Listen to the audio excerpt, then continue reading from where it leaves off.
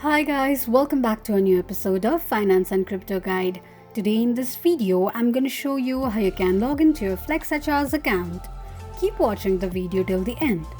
To log into your FlexHR's account, firstly go ahead and launch open your Google search.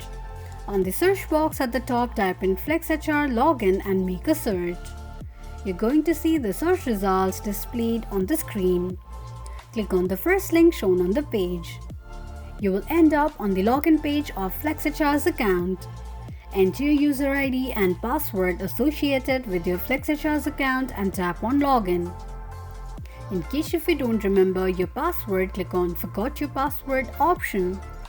This is how you can log into your FlexHR's account quickly and easily just in few steps.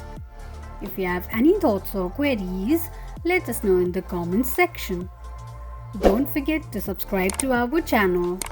Also press the notification bell icon so that YouTube will notify you whenever we post a new video. I hope this video was helpful to you. Thank you so much for watching.